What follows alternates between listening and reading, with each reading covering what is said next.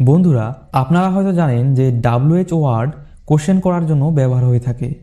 কিন্তু আজ আমি এই ভিডিওতে WH ওয়ার্ডসের এমন ব্যবহার নিয়ে আলোচনা করব যেগুলোর ব্যাপারে ইউটিউবে খুব কমই ভিডিও আছে। বন্ধুরা, এই WH ওয়ার্ডগুলো কিন্তু প্রশ্ন করা ছাড়াও উত্তর দেওয়ার জন্য কনজাংশনের মতো ব্যবহার হয়ে থাকে। এবার বলতে পারেন যে কনজাংশন কি? কনজাংশন হচ্ছে যা দুই বা তার বেশি সেন্টেন্সকে কানেক্ট করে। তো WH ওয়ার্ডসও দুই বা তার বেশি সেন্টেন্স কানেক্ট করার জন্য ব্যবহার হয়ে থাকে। এই জন্যই আমি আপনাদের বলেছি যে WH ওয়ার্ডস কনজাংশনের মতো ব্যবহার হয়। তো সবার প্রথমে যে ওয়ার্ডটা আছে সেটা হচ্ছে হোয়েন। দেখুন, আমরা যখন প্রশ্ন করার জন্য হোয়েনকে ব্যবহার করি তখন এর মানে দাঁড়ায় কখন, কিন্তু এখানে এর মানে হচ্ছে যখন। তো আমরা যখন হোয়েনকে কনজাংশনের মতো ব্যবহার করব, আমাদেরকে তখন সেন্টেন্সটিকে অ্যাফার্মেটিভ সেন্টেন্সে রাখতে হবে। আপনি হয়তো এরকম সেন্টেন্স শুনেছেন যে যখন আমি সেখানে গেলাম সেখানে কেউ ছিল না। অথবা এরকমও হয়তো আপনি শুনেছেন যে যখন তুমি ক্লাসে আসো তুমি কথা বলতে শুরু করে দাও। তো বাংলাতে আমি কি বলছি? যখন। আমি এখানে কোশ্চেন করিনি যে আপনি কখন আসেন, এখানে আমি বলছি যে যখন তুমি ক্লাসে আসো তুমি কথা বলতে শুরু করে দাও। আপনারা যে কোনো টেন্সে এর ব্যবহার করতে পারেন, প্রেজেন্ট, পাস্ট, ফিউচার। তো চলুন কিছু উদাহরণ দেখা যাক। যেমন, যখন তুমি এখানে আসো তুমি কথা বলতে শুরু করে দাও। When you come here you start talking. বা আমরা এভাবে বলতে পারি, you start talking when you come here. যখন আমি সেখানে গেলাম, হোয়েন আই ওয়েন্ট দেয়ার। যখন আমি তাকে দেখলাম, হোয়েন আই স হিম। তো দেখুন, এই সেন্টেন্সটা আমাদের প্রেজেন্ট টেন্সে রয়েছে এবং এই দুটো আমাদের পাস্ট টেন্সে রয়েছে। তবে হ্যাঁ, একটা কথা মনে রাখতে হবে, এরপর ফিউচার টেন্স ব্যবহার হয় না। যেমন কিছু কনজাংশনের পর ফিউচার টেন্স ব্যবহার হয় না, হোয়েনও তাদের মধ্যে একটি। হোয়েনের পর ফিউচার টেন্স ব্যবহার হয় না। আপনি এরকম বলবেন না যে when will you come here. When you come here. যখন আমি টিভি দেখি, হোয়েন আই ওয়াচ টিভি।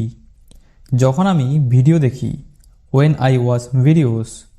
যখন আমি প্র্যাকটিস করি, হোয়েন আই প্র্যাকটিস। তো যখন অর্থে আমরা অ্যাফার্মেটিভ সেন্টেন্সে হোয়েনের ব্যবহার করে থাকি, কিন্তু যদি আমরা প্রশ্ন করতাম তাহলে এরকম হতো, when do you watch TV. এখানে হোয়েনের পর ডু হেল্পিং ভার্ব হিসেবে বসবে, কারণ এটা আমাদের কোশ্চেন।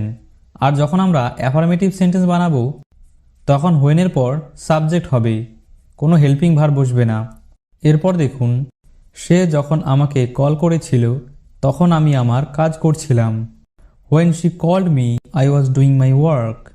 অথবা I was doing my work when she called me. এখানে দেখুন, হোয়েনের পরেই সাবজেক্ট শি বসেছে, আর প্রশ্ন করার ক্ষেত্রে হোয়েনের পর হেল্পিং ভার্ব হিসেবে ডু বসেছে। তো নেক্সট ওয়ার্ড হচ্ছে হু। হু এর মানে হচ্ছে যে, কিন্তু কোশ্চেন করার জন্য হু এর ব্যবহার হলে সেখানে হু এর মানে হয় কে, আর এখানে হু এর মানে হচ্ছে যে। আপনারা হয়তো এরকম সেন্টেন্স শুনে থাকবেন, যেমন, যে তোমার সাথে ছিল সে আমার বন্ধু হয়, বা যে ছেলেটা তোমার সাথে কথা বলছিল সে আমার বন্ধু হয়। তো এখানে যে এর জায়গায় ইংরেজিতে আমরা হু এর ব্যবহার করব যখন আমরা কোনো পার্সন বা ব্যক্তির ব্যাপারে কথা বলবো। যেমন আমি বললাম, যে ছেলেটা তোমার সাথে কথা বলছিল সে আমার বন্ধু হয়। The boy who was talking to you is my friend. বা আপনি এরকমও বলতে পারেন, যে ছেলেটা তোমার পাশে ছিল আমি তাকে চিনি। The boy who was sitting next to you I know him. তো কোনো ব্যক্তির ব্যাপারে কথা বললে যে অর্থে আমরা হু এর ব্যবহার করতে পারবো। তো এরপর আছে আমাদের হোয়াট। হোয়াটের মানে হচ্ছে যা বা যেটা, কিন্তু যদি আমরা কোশ্চেন করতাম তাহলে হোয়াটের মানে হতো কি, কিন্তু এখানে হোয়াটের মানে হচ্ছে যা বা যেটি। যেমন, যা আমি পড়াচ্ছি, হোয়াট আই এম টিচিং। যা আমি লিখছি, হোয়াট আই এম রাইটিং। যেটা আমি বলেছিলাম, হোয়াট আই সেইড। সে যা বলেছে বা সে যেটা বলেছে আমার বিশ্বাস হয়নি, what she said I could not believe. যেটা আমি তোমাকে পড়াচ্ছি এটা খুব important, what I am teaching you is very important. যা তুমি পড়ছো, হোয়াট আর ইউ রিডিং। যা তুমি বলো, হোয়াট ইউ স্পিক, যেটা তুমি বলেছ, হোয়াট ইউ সেইড। তো এরপর আছে আমাদের হুইচের মানেও যা বা যেটা। কিন্তু হুইচের ব্যবহার আমরা তখন করব যখন আমরা কোনো জিনিসের কথা বলবো, মানে নন লিভিং থিংসের কথা বলবো। কিন্তু দেখুন, হোয়াটের ক্ষেত্রে আমরা যা বলেছি সেখানে কোনো জিনিসের কথা বলা হয়নি, কিন্তু হুইচের ব্যবহার আমরা তখন করব যখন আমরা কোনো জিনিসের কথা বলবো। যেমন, তোমার কাছে যে বইটা আছে সেটা আমার, the book which you have now is mine.